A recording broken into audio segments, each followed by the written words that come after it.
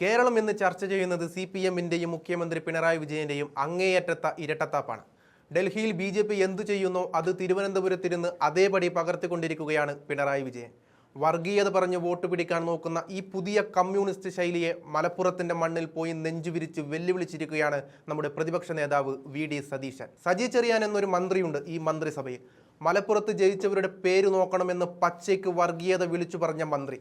ഇത്തരത്തിൽ മതസ്പർദ്ധ വളർത്തുന്ന പ്രസ്താവന നടത്തിയിട്ടും അദ്ദേഹത്തെ സംരക്ഷിക്കുന്ന മുഖ്യമന്ത്രിയെയാണ് നമ്മൾ കാണുന്നത്.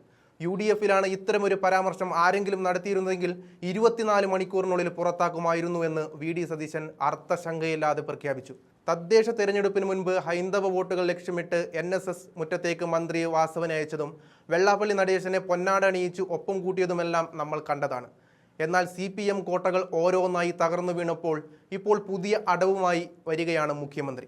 മുഹമ്മദ് നബി സോഷ്യലിസ്റ്റ് ആണെന്ന പുസ്തകം പ്രകാശനം ചെയ്തുകൊണ്ട് വീണ്ടും ഒരു മതപ്രീഡനത്തിന് ഇറങ്ങിയിരിക്കുകയാണ് അദ്ദേഹം. ന്യൂനപക്ഷങ്ങൾ കൈവിട്ടു പോയി എന്നുറപ്പായപ്പോൾ KT ജലീലിനെ മുൻനിർത്തിയുള്ള ഈ പുതിയ കളി ആരെ പറ്റിക്കാനാണ്? ഇതിനെയാണ് പ്രതിപക്ഷ നേതാവ് കൃത്യമായി ചോദ്യം ചെയ്യുന്നത്. വെച്ചു പൊറുപ്പിക്കില്ല ഞാൻ എന്ന് അദ്ദേഹം പ്രഖ്യാപിക്കുമ്പോൾ അത് കേരളത്തിലെ മതനിരപേക്ഷ മനസ്സിൻ്റെ ശബ്ദമാണ്. വർഗീയതയുടെയും പ്രീണനത്തിൻ്റെയും ഈ ഇരട്ടത്താപ്പ് തുറന്നു കാട്ടുന്ന VD സതീശൻ്റെ ആ തീപ്പൊരി പ്രസംഗം നമുക്കൊന്ന് കേട്ടുനോക്കാം.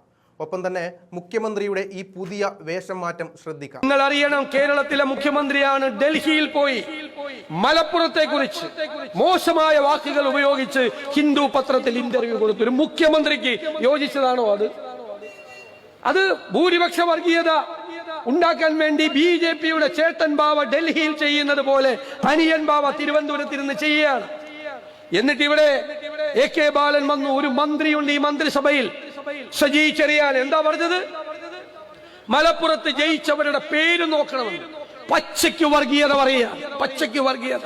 അയാൾ ഇപ്പോഴും ഈ പിണറായി വിജയന്റെ എന്ത് കമ്മ്യൂണിസ്റ്റ് പാർട്ടി അവരുടെ മന്ത്രിസഭയിൽ ഇരിക്കുകയാണ്. UDF-ലാണ് ഒരാൾ അങ്ങനെ പറഞ്ഞതെങ്കിൽ 24 മണിക്കൂറകത്തുണ്ടാവില്ല. ഇവരിപ്പോഴും ഇരിക്കുകയാണ് ഈ പിണറായി വിജയന്റെ മന്ത്രിസഭയിൽ. ഇവരൊരു ഇടതുപക്ഷവുമല്ല, ഒരു കമ്മ്യൂണിസ്റ്റും അല്ല, ഇവര് തീവ്ര വലതുപക്ഷമാണ്. വർഗീയതയുടെ വഴിയിൽ സഞ്ചരിക്കുന്നു. ഞങ്ങൾക്കൊന്ന് പറയാനുണ്ട് വർഗീയവാദികളോട്. UDF ഉണ്ട് കേരളത്തിൽ. ഞങ്ങൾ ഭൂരിപക്ഷ വർഗീയതയെയും ന്യൂനപക്ഷ വർഗീയതയെയും ഞങ്ങൾ ഒരുപോലെ എതിർക്കും.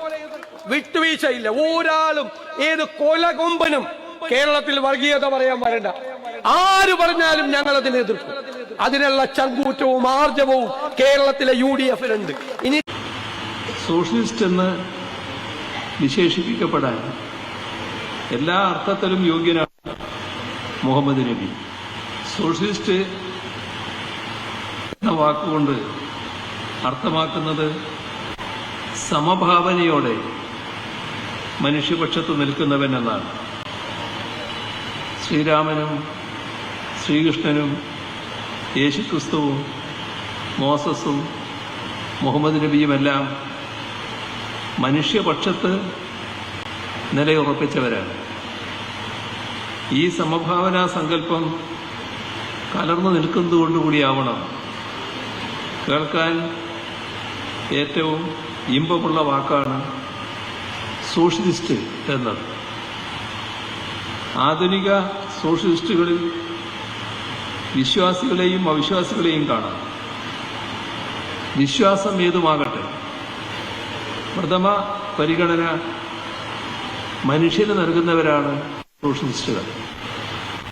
ആ അർത്ഥത്തിൽ സോഷ്യലിസ്റ്റ് എന്ന് വിശേഷിപ്പിക്കപ്പെടാൻ എല്ലാ അർത്ഥത്തിലും യോഗ്യനാണ് മുഹമ്മദ് നബി.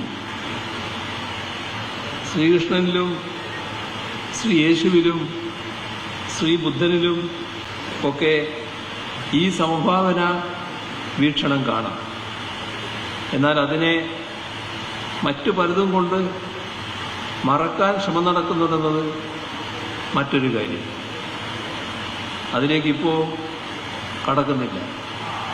ഏതായാലും മനുഷ്യ നന്മ കാക്ഷിച്ച് പ്രവർത്തിച്ച മഹാമനീഷികളാണ് ചരിത്രത്തിലെ ആദ്യ സോഷ്യലിസ്റ്റുകൾ.